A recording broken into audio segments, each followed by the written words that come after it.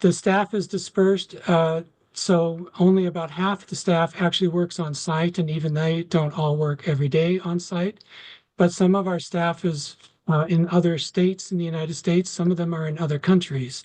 So ours is really become a network of people.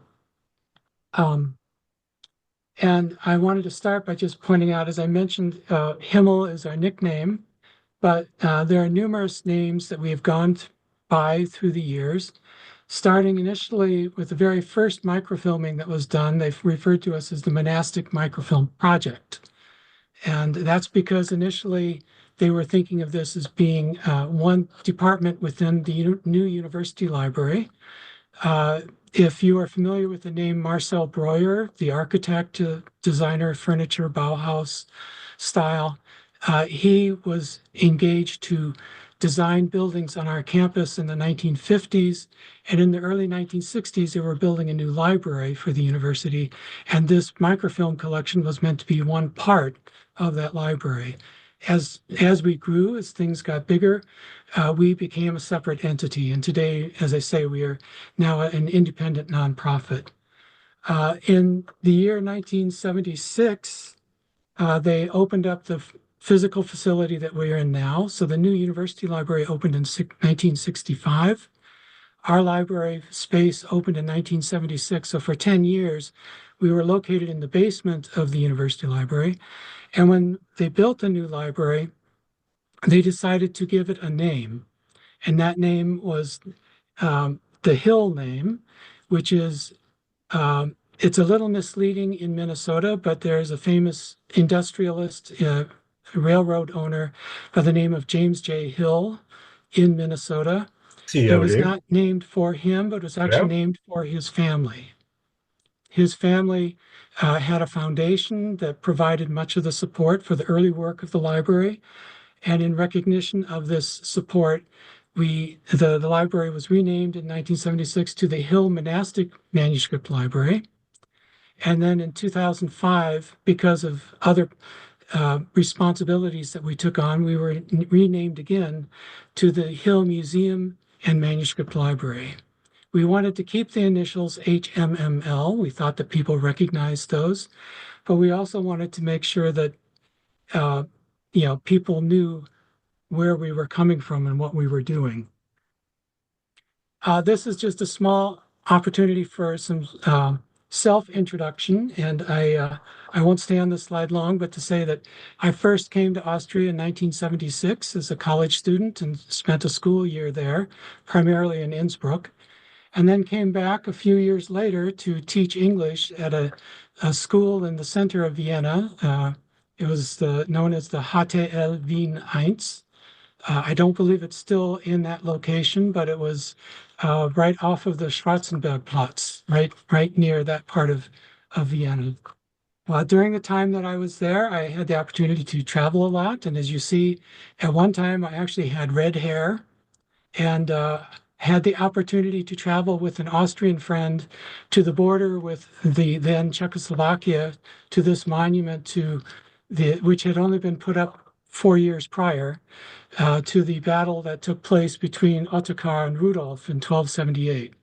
So the opportunity to share these things is something that's been a part of my life for a long time. But to the history of the library itself, I wanted to focus a little bit on some of the people who were important to getting the library started. And the very first person I want to mention on the left here is Father Coleman Barry. Coleman Barry was a member of the Benedictine monastery here at St. John's.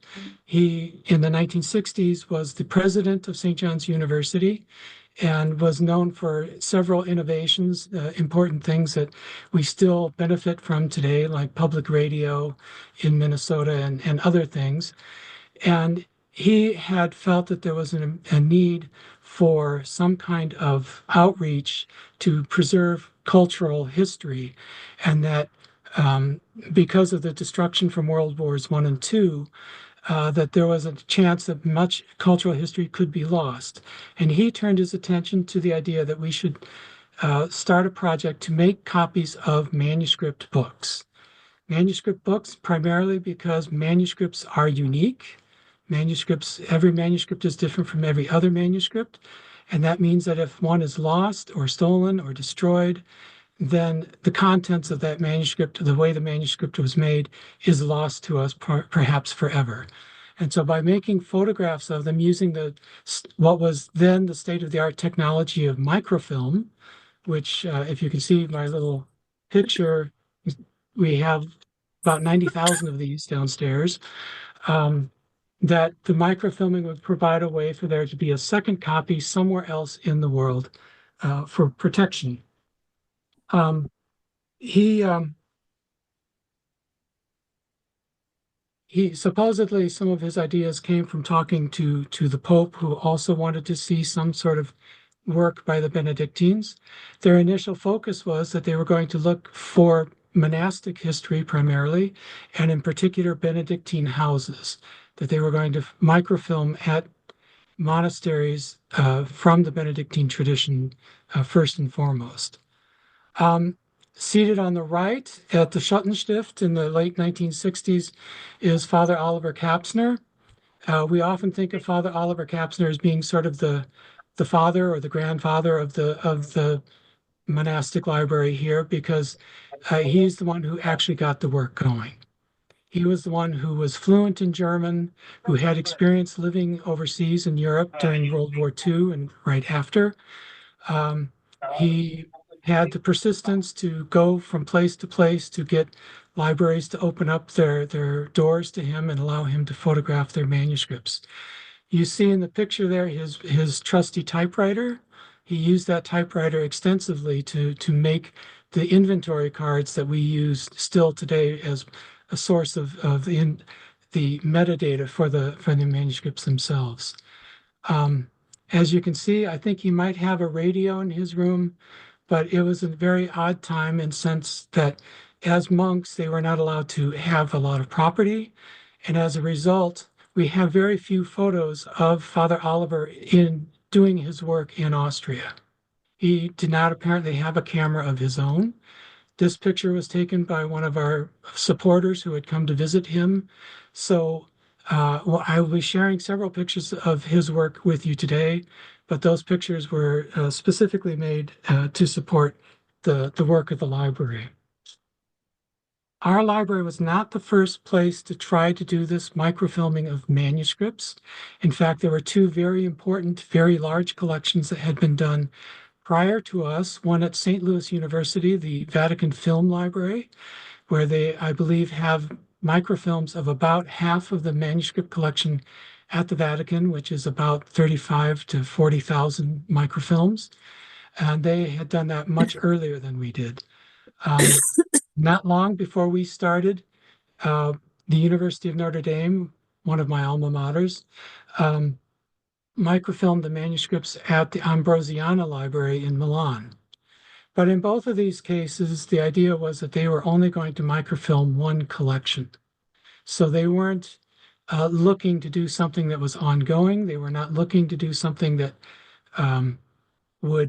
that provided them with the unique collection that scholars could use on this side of the ocean, but it did not allow for further sharing of those images. To my knowledge, I believe they were not even really allowed to make copies of the films for scholars.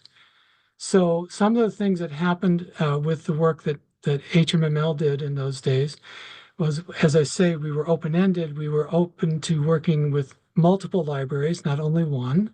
So large libraries, small libraries, it didn't matter. And that it was written into our contracts that with proper permission from the owning library of the manuscript, we would be able to make copies for scholars. This was an incredible boon for scholars who couldn't travel to Europe or couldn't travel to central Minnesota, which I must say is not really close to anything, to be able to use the microfilms in their own research areas. We also decided that we would film entire manuscript collections initially up to the year 1550. And then later we changed that to 1600.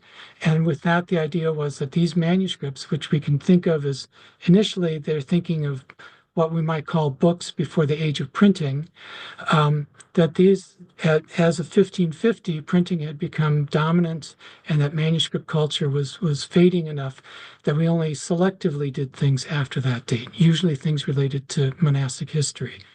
So we would do everything, meaning we would not go into a library and say, oh, just let us photograph your beautiful manuscripts or let us photograph your Bibles or your liturgy. But we would do everything, whether it was science, history, law, literature, vernacular, Latin, whatever it would be, that we wanted to provide a resource that scholars from all fields could come to, and that we were not going to decide for others what they should or shouldn't be studying. Our goal has always been from the beginning is to make copies of the manuscripts of these unique documents so that they can then reside in different places. As part of the process of making these copies, we always ended up with 3 copies of the microfilm. One copy of the microfilm, a positive copy, would come to St. John's, where it could be used by visitors. One copy, the negative copy, would be put into storage far away so that if something happened at St. John's, then those negative copies would still be available to make new copies. And then one copy was also made to be given to each library where the HMML worked. So as you go to different libraries around Austria or Germany or Spain, you may find that they still have microfilms that were given to them 50 or 60 years ago, and so that they could be used locally as well. Cataloging the manuscripts has been a big deal for us from the beginning. We've always felt that it was important to have some sort of access to help people find these things. And initially, that access was summed up in what we think of or what we call inventory cards.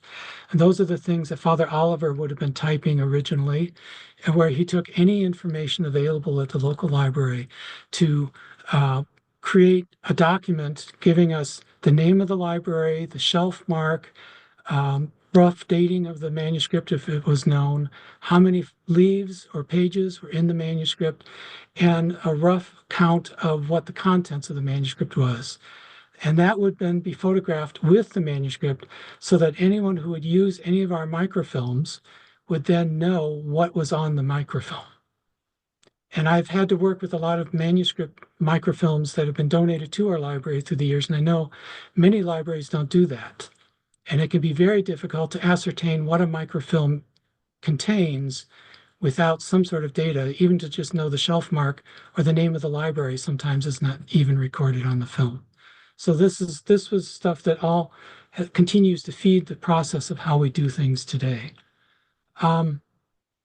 As always, we stress that what we do is we work with the manuscripts in situ, that is, where they're located, where they're owned. We do not bring the manuscripts here to Minnesota. We generally do not take them away from the place where they reside. The only rare instances that I can think of that happening are in places like perhaps in Graz, where we worked at the university library for a long time. Smaller libraries would bring their manuscripts to the university library for that work. Or in particular, I know that in Salzburg, when we microfilmed the manuscripts from Nonnberg Abbey, that the photographers and Father Oliver were not allowed in the monastery. So those microfilms were taken to St. Peter's Monastery down the hill so that they could then be photographed along with the manuscripts from St. Peter's. But that's the rare exception. Again, things were always returned then to where they came from. A little more detail on just the start of our library. Initially, when Father Oliver went to Austria, he didn't start in Austria. He was brought onto the project in 1964 to lead, to form a team, to work with the technical advisors to get the project underway. And so he was sent to Europe in September of 1964. And the idea at that point was that they had an agreement from Monte Cassino, from the abbot, that they were going to start microfilming in Monte Cassino. So his first 3 countries of priority were Italy, Switzerland, and Austria. in that order. And that the hope was that in Italy they could at least do Monte Cassino, and then they were interested in Subiaco and Cava. And then in Switzerland, they were especially interested in Einsiedeln and in St. Gallen. Unfortunately, when Father Oliver got to Monte Cassino, although he had permission from the abbot to undertake this project, when the librarian learned that he would have to bring in a team of 2 photographers and that it would probably take them at least a year to photograph everything, the librarian said no. And in this case, the librarian actually overruled the abbot, and we have never been allowed to photograph at Monte Cassino, and it was ended right there. Um, we were able to get permission for some filming in Subiaco and Cava, but because of the way the manuscripts reside there, they technically belong to the state. So those manuscripts could only be photographed by people from those places. So we did not actually photograph the manuscripts in Subiaco and Cava, but they microfilmed them and gave us copies. Father Oliver returned to Switzerland after going to Monte Cassino, where he learned that the Swiss librarians at the Benedictine monasteries had been coached into not wanting to, not working with us, that there was fear of having outsiders come in and do this kind of work when it could be done locally instead. Fortunately, even though he was rejected at that time by Einsiedeln, HMML was able to go back to Einsiedeln 30 years later and did microfilm the collection there. So we have a track record of if we don't get in the first time, we are still willing to go in later and do it again. Finally, somewhat dejected in 1964 in November, Father Oliver decided to go to Austria for one last chance, because at that point he had had virtually no success in getting anyone to agree to the project. He went first to St. Peter's in Salzburg, and he received encouragement but did not receive an agreement. Then he went to Lambach. Lambach was in an interim state. They did not have an abbot in office at that time. It was being run by someone from Göttwag, and so they didn't have the ability to sign on to an agreement there either. But at his third location, the third place he stopped, it was Kremsmünster. And when he arrived at Kremsmünster, what he learned was that the librarian there, like the librarians at many of the other monasteries, had been coached not to work with us, and was the librarian, Pater Willebrord Neumüller, didn't want to let him do it, that he was trying to stop it. But in this case, we had the unusual luck of having a new abbot, Albrecht Bruckmeier, who had only been in office for a few months, I think, at that point, and who was a friend of some of the monks at St. John's, and who felt that they were in good dialogue with St. John's. And so he overruled the librarian. And when Father Oliver arrived, he received a phone call from the abbot saying, Willkommen in Kremsmünster, Sie werden hier anfangen. And that was it. That was what broke open the gates. Very quickly, Pater Neumüller became extremely cooperative. In fact, I put these up here because these are really the two big partners that got our library going. Both with Abbot Bruckmeier bringing us the permission to do the work, but then with Pater Neumüller, what we had very quickly was someone who worked as a very close colleague with Father Oliver, introducing him to the librarians from several Benedictine monasteries, Melk, Lambach, those places, as well as introducing him and encouraging him to sort of become a sort of Catholic ecumenical movement by bringing in the Franciscans and the Augustinians. And so very early on, we were working with Sankt Florian, and that by the time Father Oliver returned to Einsiedeln in December of 1965, he had signed agreements from 15 different libraries within Austria that were willing to work with us. And that was really what set the tone for what then became an 8-year project in Austria, microfilming about 30,000 manuscripts. So it wouldn't have happened without that. The picture in the center, as you see Father Oliver again, I'll just point out the person with him is Eugene Power, who was the president and founder of a company called UMI, University Microfilms Incorporated. And he was the one who provided the cameras. He was the one who provided the film. So he was really the technical undergirding of the work that we did at that time. I especially like to point out this picture because the date that one you can barely see on the side says April 65. It means that the picture was developed in April of 1965. It may be the only photograph that was actually taken at Kremsmünster of the work that we were doing. So this was part of what I say, that the photographic documentation of our project was very scattered.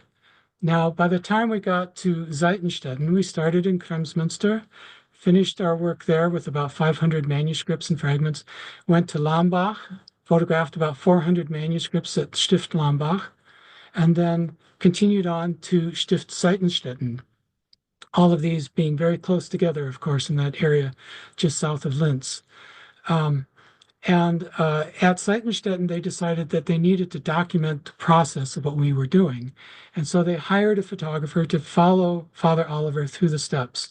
And just to give you a very quick taste of what that was like, you see initially there on the left, Father Oliver typing up the inventory cards using the local records, local descriptions of the manuscripts. And then you see him with Paul Zager, one of the camera technicians, carrying some of these manuscripts because they couldn't work in the libraries themselves. Many of these libraries didn't have electricity in them, so they didn't have the proper space to plug in their equipment. Sometimes they had to work in workrooms. Sometimes they had to run power cables from the kitchen to a different part of the monastery, because even in the mid-1960s, many of these places were out in the country and didn't have regular service the way we are accustomed today. You see on the right the picture of with the camera itself. The camera is the box that's right above Father Oliver's head, which is on a very big and very heavy stand. And below, you see a glass plate that is then put down on top of the manuscript to hold the pages flat.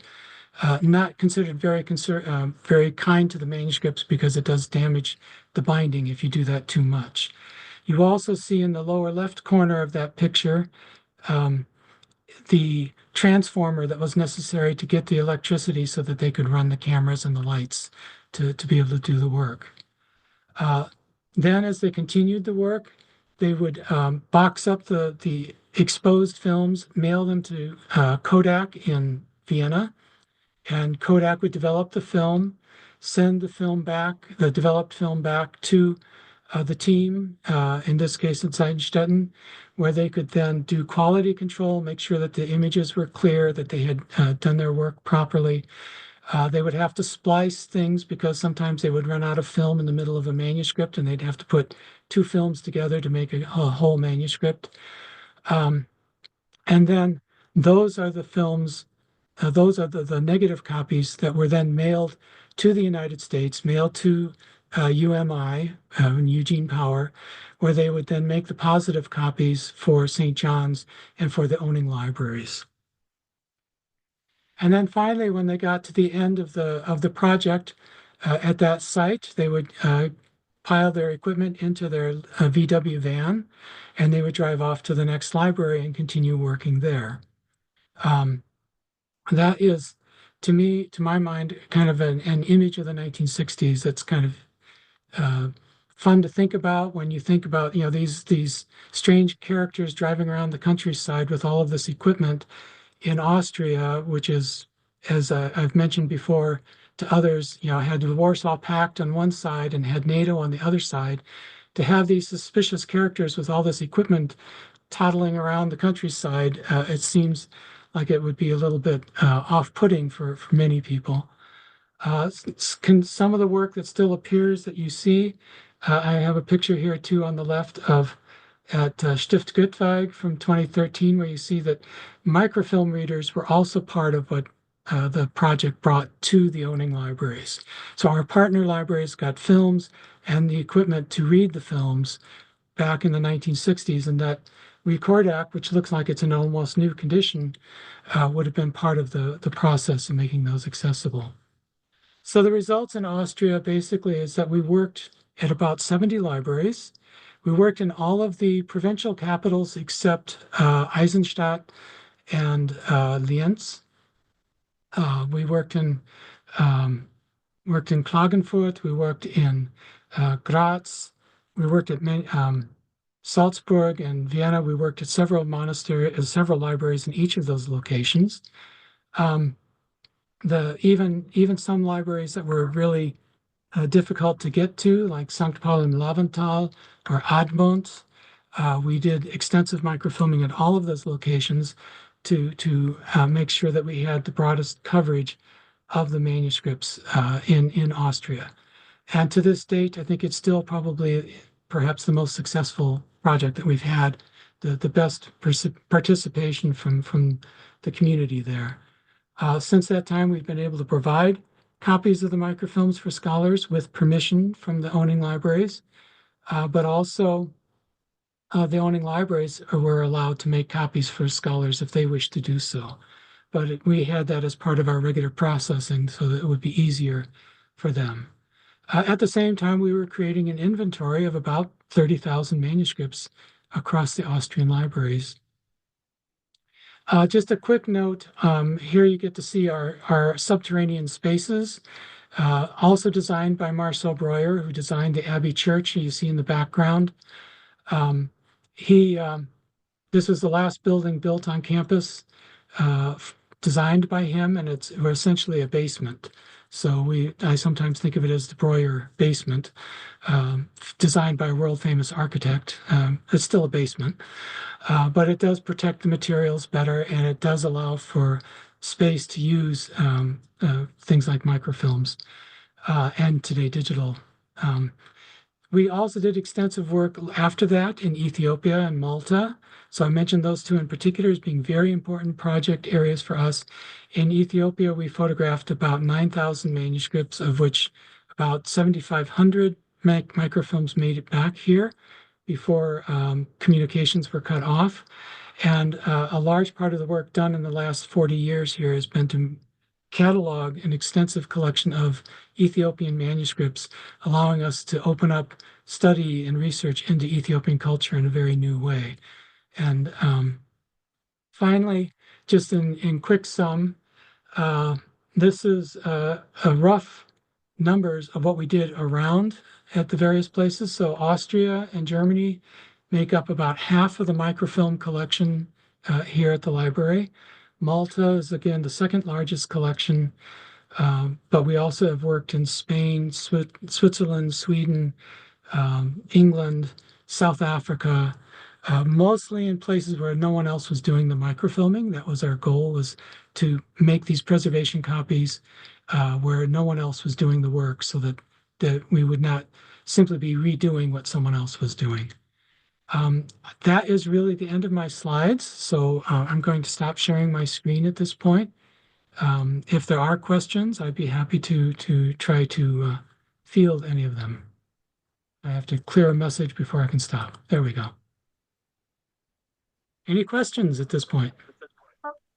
If shall not, then I'm we passing make it a on to discussion Catherine now Walsh. or go on after the talk of Catherine? So perhaps we're a little late. Perhaps first the second presentation, and then we start discussion with both of you. I think that's Good. fine. Is it okay for you? That's great for me. So everybody can hear me, yes? I am Dr. Catherine Walsh. I am the Director of Cataloging at HMML, and I'm going to pick up the story at 2003.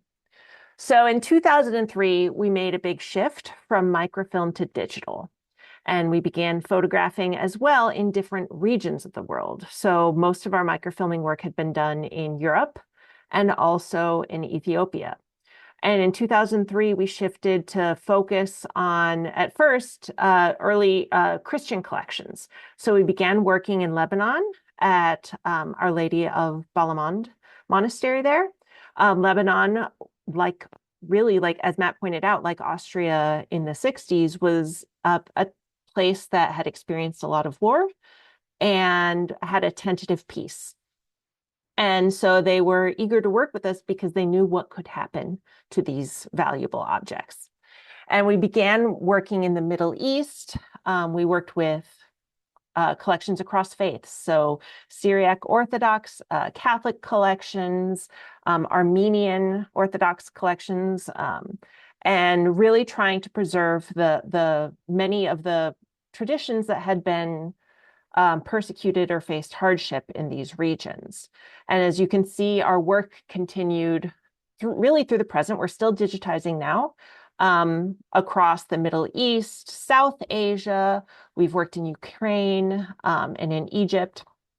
Jerusalem sparked a sea change for us. We started working with Christian collections there, like the Monastery of St. Mark's, and quickly realized that by working only with Christian collections, we were really doing a disservice to the culture there, which had for generations really been a collection of communities cooperating and sometimes not cooperating together, but sharing their thoughts, sharing their traditions through manuscript culture.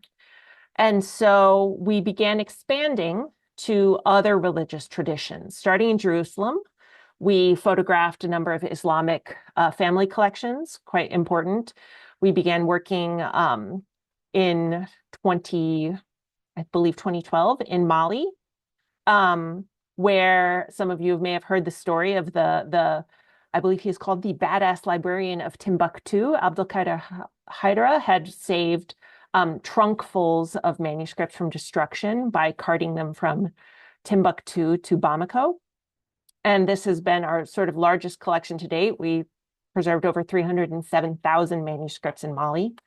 And we've since been expanding to Pakistan, India, and Nepal, working in partnerships as well with projects out of Hamburg University. The Dream Sea project focused on Asia in areas like Thailand and Vietnam and Laos and Indonesia, and also with the Deepika project in South India and Kerala, which I really enjoyed this region where we've worked because we have over the years developed a really interesting collection highlighting very different communities all living together there. So we have the Syriac Christians who are living in Kerala. We have some manuscripts that we're digitizing now with Deepika of Hindu tradition in Kerala. And also we're going to be working with Islamic tradition in Kerala. So all of these were written in the same script, often Malayalam, and communicating with each other, but living very different religious lives. And here's just a quick map showing you essentially what Himmel's world has looked like since 1965. It's ever changing and growing. For instance, Libya is here highlighted, but our project in Libya fell through. But we've been expanding into the Balkans, for instance. Here is a list of our current and prospective digitization projects. We're working in Europe, in the Balkans, in Bosnia, Croatia, Montenegro, Slovenia. We're working in Italy. We're doing some really amazing works for the Malta Studies Center, for instance, digitizing the Buonarroti family archive in Florence, and associated with the Order of St. John of Jerusalem. And we're still working or trying to do so in Ukraine as well. We have a number of collections from Ukraine. In the Middle East, we're still working as well in Mauritania, and our biggest area of expansion is South Asia. We have contracted with many repositories there and expect tens of thousands of manuscripts to be arriving in the next couple of years, so we will be busy. How we work has also shifted a little bit, although our core mission has never changed since we were working in Austria. And the most important thing we do is we invest time to build trust and partnerships with institutions. That's something that Matt emphasized, and it's really true across the board. Without partnerships, our work doesn't exist. Without trust, the partnership can't exist. So we very much have to prove ourselves every time we approach a new library to say, we have a tradition, we will honor you, we will honor your manuscripts, and we will do the work to the best of our ability. Now we focus on regions where manuscripts are endangered or inaccessible, either through conflict, weather, or various types of deterioration that can happen to collections, flooding in Kerala, for instance. We work across religious linguistic boundaries within regions. And something also that has changed, when Father Oliver was working, it was largely his team moving through Austria, right, which involved an Austrian photographer, I believe, and Father Oliver. Now we instead have many teams across the world composed of local photographers, and we provide the equipment, training, and support for these local workers. So here you see a photograph of Walid Murad, who is our field director, providing training in Bamako, Mali in 2014. We also photograph entire collections, as we did in Austria, but without the upper year limit. We found that manuscript culture, especially in regions where they didn't have printing quite so early, exploded through the 18th century, 19th century, even into the 20th century sometimes. So I just wanted to give you a view of what our studio looks like. So what you're seeing here is this box. The entire thing except the table fits into that, and we ship it. We have 30 active studios, actually soon to be 37 active studios, because we're about to ship 7 more of these to Pakistan. And this includes literally everything you might need, down to scissors, pliers, and screwdrivers, in order to do this work so that they don't have to source anything locally. And if you're interested, you can see this unboxing and setup. There is a YouTube video of this. It's really fascinating that how he manages to shove everything into that tiny box. And of course, with digitization, our methodology has shifted. Matt showed you drawers full of microfilms. Now we have drawers full of hard drives and archival quality tape that gets sent off to a mountain to be preserved forever. And we have folders and folders and folders full of carefully named files. And something has not changed. We always leave a copy of the hard drives and digital images with the owning library. So everybody benefits from the digitization. We also really focus on increasing access. So in 2015, we launched HMML Reading Room, which is our online platform for including for the microfilms, the metadata for the manuscripts, and for the digitized manuscripts. You can see the images there as well via IIIF. We also have a HMML authority file, which we launched in 2021, where we have all the authorities, the names and titles and places, et cetera, that are represented. And something that maybe people here in this call would be interested, we also do a lot of education. We host fellowships, which are awarded for people to come here to HMML and study the microfilm. So if you have a project that could benefit from that, please apply. We also host annual summer school in partnership with Dumbarton Oaks that teaches languages so people can read the manuscripts themselves. This summer, we're hosting Armenian. Last summer was Syriac. In the past, we've done Ge'ez as well. And we also have programming like a lecture series that's going on right now, and we post stories online, all trying to educate people on these wonderful objects that we're privileged to host images of. So here is a view of Reading Room where you can search. I won't spend a lot of time there, but I'll show you some examples of the kinds of searches you could do. For instance, I just did a very quick keyword search for Galen and pulled up a list of 108 records, many of them microfilms. This one in the Neukloster Bibliothek includes text by Galen, And then you can click on the links there to find other copies of that same text. In this case, I believe we had 3. So you can search, like manuscript AT, you can search across collections, which is really a benefit. And in our collections, you can also search across cultures and languages, which we found so many unique combinations, right? Where a text moved from Arabic to Latin or from Latin to Arabic to Ge'ez, etc. So you can really study histories of transmission and communication. We are running out of time, so I won't get into too much details, but the Himmel Authority file also is where we track our data. There's new data weekly, and you can search in a faceted way. We found this really useful. For instance, say you're cataloging a manuscript and all you know is the author was someone named Johann, and he lived in the 16th century. You can search for a person from the 16th century, and we found that helps.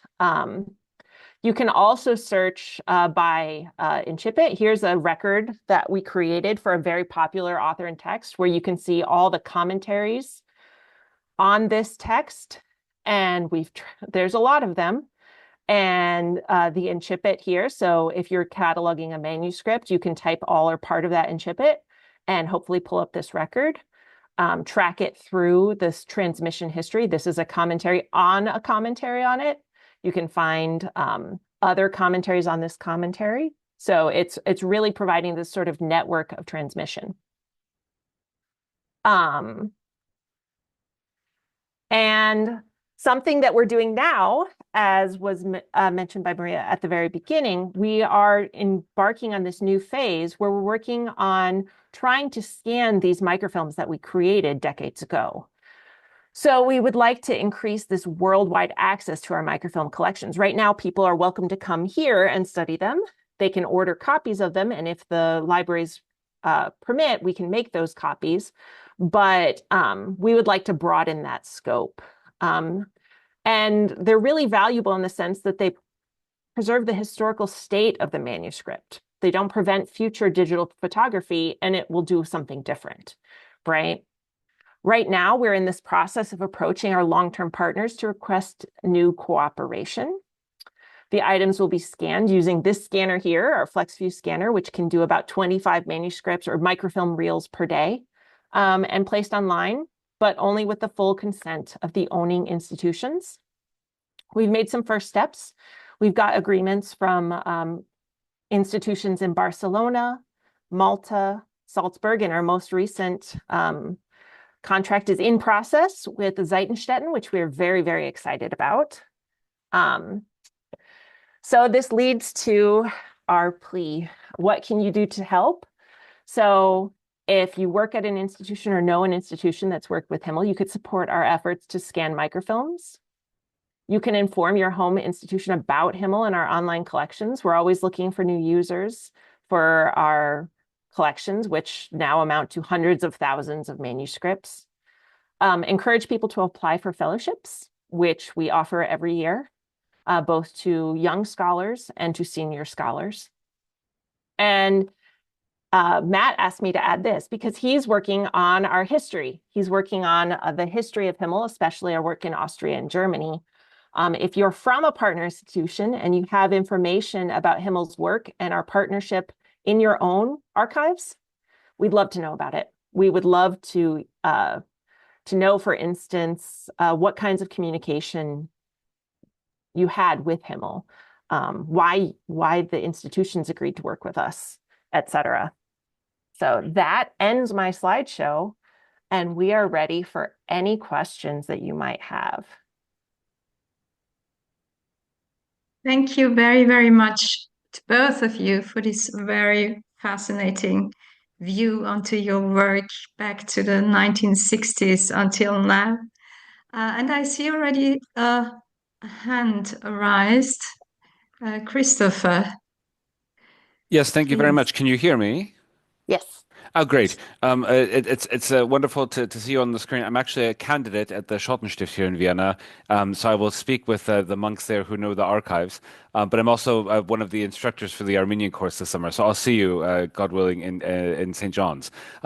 My question is about kind of going a step beyond just the digital to sort of text recognition, OCR. I'm thinking because I have many colleagues here at the Austrian Academy and EMFO who work more on that specifically, but sort of taking it to the next level where people could do actual text searches or sort of comparing without the hunting that you have to do with just an incipit. Is that also part of the upcoming programs? Thank you. So Himmel doesn't do this work ourselves, but we have many partners who are interested in it. For instance, we're partnering with the Roshan Institute at the University of Maryland, and they are working on Persian manuscripts from Lucknow in India in particular, working on OCR text recognition of this handwriting. They have some success and some failures. They can get about, I think with a certain script, they can get about 85% accuracy. But that's if it's in perfect horizontal lines. As soon as it starts going in different directions, as you know, many do, it gets much more difficult, but they're working on it. We've also shared our images with a number of projects all working on this. I know one scholar who's working on West African manuscripts, particularly interested in Ajami, which is the phenomenon of writing West African languages in Arabic script. And we've also shared our EMML collections, the Ethiopic collections, with scholars trying to do this with Ge'ez. Of course, as you know, every script is different, every language is different. Some are more accessible than others. I have more hope maybe for Roshan just because they are a big project working on it, but Ge'ez has the benefit of being very distinct characters as opposed to a script that can be quite sloppily written sometimes. So we will see. It would be great if it works. AI has made a difference. I know that. I see a hand. Adi Hassan. Hi there. First of all, thank you so much for this. So I don't know if I run a thing in Dublin called the Soul Survivor Books Project. And we're actually very heavy technical nerds from the computer end who are trying to save our souls after what we've done. And we provide support for things like the digitization, the scanning, the artificial intelligence, and all the rest of it. And I was wondering how you're doing with scanning those films, or if we could help. First question. So the scanning of the films, we have a scanner on site, which thankfully a donor donated, which did something like increase our speed by 10 times based on what we were using before. New technology makes a huge difference, right? Yeah.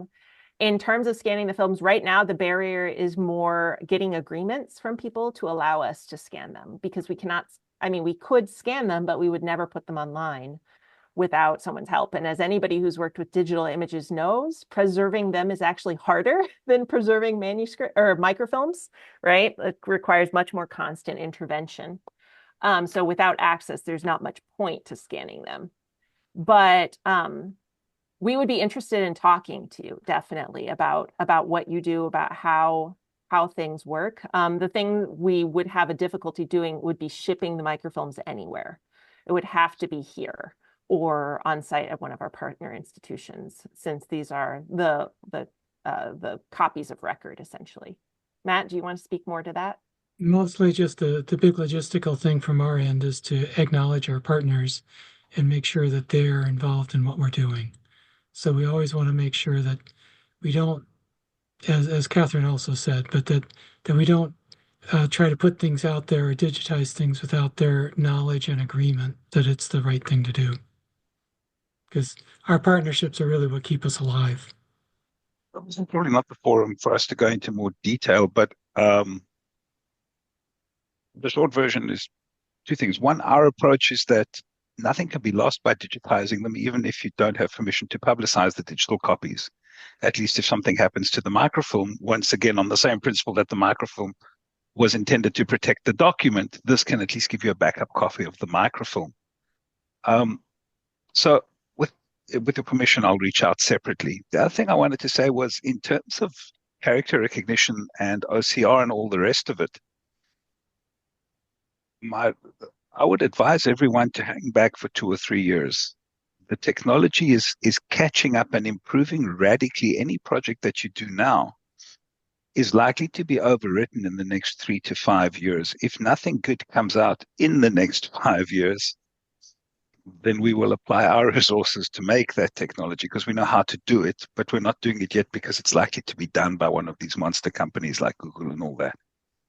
So that's my advice. And with your permission, I'll reach out to the two of you separately via email. Thank you. That would be great. Well, and something that we often get a lot of pressure to use AI in terms of OCR, but also in terms of cataloging, because as I mentioned, we have hundreds of thousands of manuscripts to catalog, many of them which have never been cataloged, right? And so it is a constant challenge for us to, I mean, we have a team right now of about 10 or 12 catalogers, which is quite large for most institutions. But we're pedaling away. Mr. Gazwan Boutros, please. Thank you Would very you like much. to? I'm Perhaps you trying didn't to find the recognize your video. name. Sorry. That's okay, fine. Thank you very much. I'm very familiar with HMML in general, and I really enjoyed both talks in general. One thing which I want to say is that the issues of digitization is, as Kathy was saying, is a bit more problematic than the microfilms. And the reason I'm actually want to make my intervention is when I saw somebody in the chat saying about whether difference between digitization and microfilm. And it seems that the technology is moving very fast, and therefore what we are digitizing now may not be easily being retrieved or even used in another 10 years' times. I was in Rio de Janeiro in Africa, in Brazil, and I was visiting the national libraries in Brazil, and was very surprised to learn is that now they are, in addition to digitizations of all their cultural written heritage, they are also preserving these things in a microfilm. So I just want to make some kind of note on this because that was what surprisingly, this is the first time I've heard is that microfilm, which is considered the old technology, is being revived because people realizing is that digitization is a fantastic technology with no question mark, but it, as the last speaker was saying, things are changing very quickly. So that's what my intervention. Well, and as I mentioned, I mean, we have extensive preservation efforts that we track and maintain and migrate data constantly, right? So every hard drive that we created, say in 2003, would be a huge monster of a thing, right? That we have since migrated probably 2 or 3 times to newer technology because the hard drive is obsolete. The wire connecting it is obsolete. Like before something becomes obsolete, you have to have a migration plan in place. And we do. We also tape everything. So when we get the digital images, the first thing we do is we tape the highest quality onto LTO6 archival preservation tapes, right? Which is apparently also the wave of the future because it's more secure, not hackable. It's just a physical thing that you set on your desk, right? And then those tapes go to a mountain in Utah where they were put deep inside the mountain in case of some sort of disaster.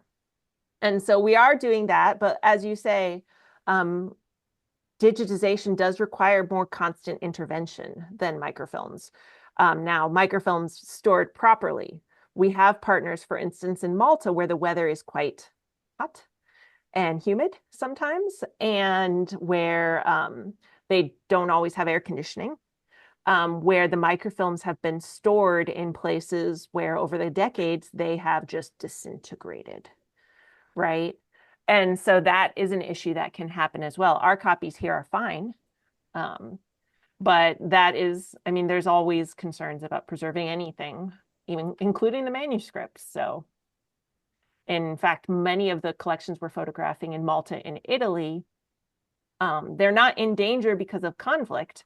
They're in danger because of iron gall ink corrosion, where, month by month, less of the text is visible. And sometimes our microfilm copies of things are better than digital copies made today because it caught the thing before it had degraded to the point of illegibility. If I may, so I suppose you refer to my message, but my question was more in the way of resolution. I mean, I suppose that when this scan were originally scanned, whatever, was originally done, this picture, it was optimally positioned, and so we don't really have like blurs or stuff like that. And at the end of the day, like a microfilm is like crazy high resolution comparing to digital, to pixels. And so my question is like, it's like it contain information that maybe today we can still not capture with digital. And so my question was, is it not worse, in fact, to continuing the old way? And the other one about storage and magnetic tape. So as far as I know, magnetic tape need to be rewrite all the while, I don't know, each 5 or 10 years to be sure that the magnetic is still there. When a microfilm, as far as I'm aware, if you store it properly, you have nothing to do. You just need to keep it in the corner in quite safe place. And if tomorrow even something go to the microfilm, you can still see partial what is not broken. Even if something go bad, some part are still okay. As far as I'm aware, with the magnetic tape, it's everything or nothing, because this data would be encoded in JPEG or whatever format, and usually the file is complete or broken. No? Mr. Hassan? Sorry. No, that's fine. It's fine. It's definitely Adi. Oh, Catherine, did you want to field that? No, go I'm ahead. happy Go ahead, to. Adi. So like just a couple of myths. Everybody thinks more resolution is always better. It's always possible to Microfilms reduce. kind of have infinite resolution because they're analog. They take an almost infinitely resolved picture, and they're quite compact for something with that size of resolution. But the human eye doesn't pick up much past about 8 megapixels. So if you had to be wanting to zoom in onto the pages and look at the fibers, probably the pictures that your phone takes nowadays would give you enough resolution. So it is true sort of theoretically, and these are the kind of myths that we're hoping to help with. The first one is that, digital is automatically, more resolution is better, and you end up with these enormous files that are really help nothing. There are a whole set of standards published now which are slowing the thing down to the point where we're never going to get the job done. As far as storage on digital tape in a mountain goes, it very much depends on the tape. But essentially, if you look at it as securing something, if you think of it like a wall, you think, I'll build a big wall, I'll build a bigger wall, I'll build the biggest wall. We need to now sort of think of security as being like an ocean, where we're more flexible. If we've got it on hard drives in the cloud in 8 different locations, and we update the formats every 3 years, we don't need a fortress in a mountain. We don't need a lot of things. By becoming more flexible, we can lower costs dramatically as well. Sorry to hog the forum. Well, and as you mentioned, one of the things that we don't do, which always causes great stir amongst librarians, is we don't use TIFF as our file formats. We use JPEGs and we use RAW. We preserve both those ways because TIFFs are so big as to be, in many ways, harder to use, and they're not necessarily better than JPEGs. And one of the things that we also do is if you look on our reading room and you look at any manuscript that you see there, you're not looking at the biggest file. We have reading room derivatives where we essentially downsize the file. I think the magic number is 63%. Which makes it still perfectly visible. You can see incredible detail online, but the file is small enough that it loads. And nobody wants to wait 20 seconds for an image to load anymore. And so things like this are always concerns that you have to raise. But for us, the digitization of the microfilm is less about preservation because the microfilm is preserved and much more about access so that people around the world, even if they're in places where they could never afford to come to Himmel, can see them. And for instance, our Ethiopian microfilms, we have found that our biggest users of those are in Ethiopia. So they have a copy of the microfilms in Addis Ababa, but they're hard to get to. And the microfilm readers are not functioning, or I think they might have just gotten one that works about a month ago, but they've had them for decades and you can't view them there, right? And so our biggest users are often in Ethiopia using our collections that are online instead of going to the thing in person.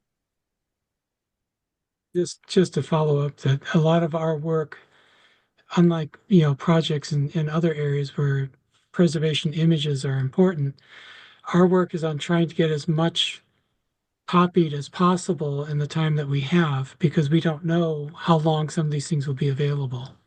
So, I mean, the rate at which we've photographed in the last 20 years has been much higher than what we could have done in the microfilm era.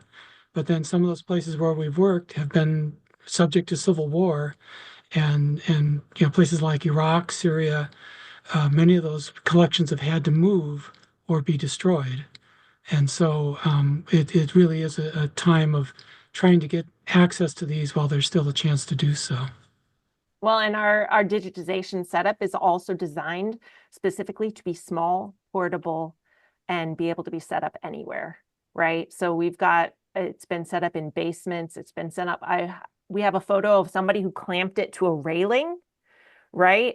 And we're photographing from the railing, right? So you can set it up anywhere in any situation.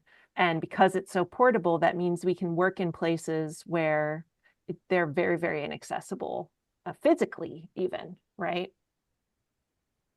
I can add something, if you allow me, that there is no ideal scenario available for us today. We have been in a lot of scholarly discussion on these issues. And because of the changing technology and also preservation, I think on the interim, the best scenario is to have multiple copies of different technology of anything you want to preserve. Whatever we are is the best scenario at the time being. That would be an important insight moving forward. How do we best maintain what we've collected so far? And that's a good discussion for us to carry on, but probably on a different day, I'm afraid.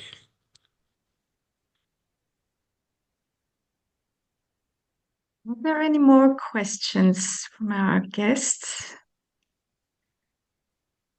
I don't see any hand raised anymore. If I may ask one last question. When I looked at the map you showed us, Catherine, I saw France and Benelux completely left out. What is the reason for this? It's just curiosity that I would like to know. So Matt can probably talk to you historically about this better than me. In terms of the microfilming era, when we were mostly working in Europe, there was a sense that the Irachete and the groups in France were doing more of the microfilming of their collections there for preservation, and that we didn't want to repeat the same thing that they were already doing. So we didn't approach places in France. Benelux, I think, probably very similar, that we would have always done research into the different places, but some of it may have related to ownership of the manuscripts, who would work with us. So even in Austria, we worked with State Library, we worked with numerous state and provincial archives, but they didn't want to work with us at first. It took a while to convince them that we were reliable. Italy, that was part of the issue we had in Italy, was permission to work with the manuscripts. The manuscripts technically belonged to the government. Austria, we had direct connection to the communities, the monastic communities especially, to work with their manuscripts, because we didn't have to get permission from the government to do so. So I think that is part of what the reason why we didn't go into those areas at that time. And now, of course, so much of our work is elsewhere. We haven't gone back to visit there. There may be some possibilities for us to do work in some of those places, like today in Italy, we're doing some work mostly through our Malta Study Center. Those are very focused projects with things related to Malta or the Knights of Malta. So it's not the extensive work that we did in Austria or even Germany. It's not the same kind of project. Yeah, the Malta Study Center has a France and Malta in the Revolution project that's going on. And so that involves some digitization elsewhere, including a recent project digitizing microfilms for Trinity College Dublin. But the same reason why we don't have very many Hebrew manuscripts in our collections. It's not because they're not valuable or not wonderful and they would speak beautifully to the kinds of materials that we have, but they've been done largely, right? Thank you. There is one more hand raised. Please, may I ask you to thank ask? you. Yeah, sorry. I actually miscalculated the time difference since you had the local time. And so I missed your presentation. I just wanted to ask, something that Matt just said, do you have plans or have you in fact gone back to some of the earlier projects to redo for example, most of the Austrian stuff was in black and white, the microfilming. Have you gone back to digitize, or are you leaving that to the Austrian National Library to decide, and so forth? I found it's very helpful just to keep even the early black and white microfilms, because it's sort of this, it in itself preserves how they were for you guys in 1970.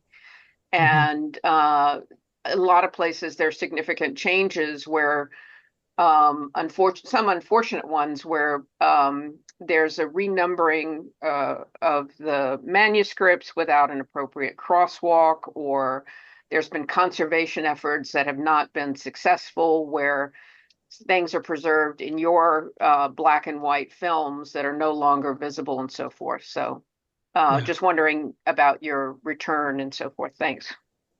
Sure. Just a couple points. We have not gone back to revisit our partners in Austria or Germany or Spain to do new digitizing. We are doing some of that kind of new digital work in places like Malta again, where we microfilmed records 50 years ago, and now we are digitizing some of those same records. But that's more unusual. Mostly what we've tried to do is allow, now that many of these places have the initiative to do the digital work themselves, we want to encourage that and focus our attention on places that have never been photographed, either digitally or on microfilm. And that's a lot of the work in South Asia and the Middle East and Africa speaks to that.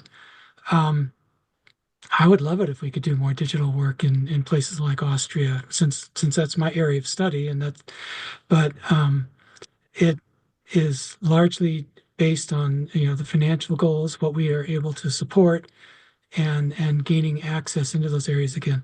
And I would like to concur that the black and white images, as rustic as they may seem in some ways, do provide a photographic record of what was there 50 years ago and what it looked like 50 years ago. And even something that's been digitized recently is going to be different. And so I think it's helpful for us to continue to think of this as being one step along the road of preservation and not something we're just turning away from. Well, and one of the most common reasons we get for people to say, actually, we prefer you don't digitize our microfilm, is because they are trying to do a digitization project themselves, right? And it is true that we would prefer to start with institutions that have no plans to digitize soon. But in fact, the manuscript state has undoubtedly changed to some extent since our microfilm, and so there's no harm, in my opinion, in having both. But I understand that funding is the thing. isn't it? Where we have to be able to convince people to support our projects. And if we can't do that, then we don't have anything. And so that is often the barrier that exists. Yes, unfortunately, that's the common thing. Well, and both. for instance, our chief Yeah. funder right now, they prefer preservation in work areas outside of Europe. And so we can do some work in Europe funded by other funders, right? But the majority of our preservation efforts are funded by a funder that prefers us to work elsewhere. Yeah. Thank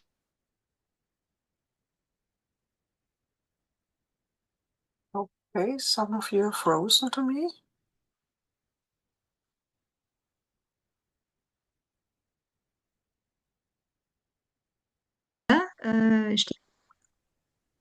Has some more final info for you. So I say goodbye at that point, but Maria will speak Sorry, words. what, Maria? sorry, I had you are frozen for some minutes. I didn't hear I'm the here last. again. Would you say the last infos for our group? What do you mean? Sorry. Okay, I say that now. So if you have any further questions, please send an email to us. You will find us online at the Austrian Academy of Sciences. You will find all contacts there. You will find our contacts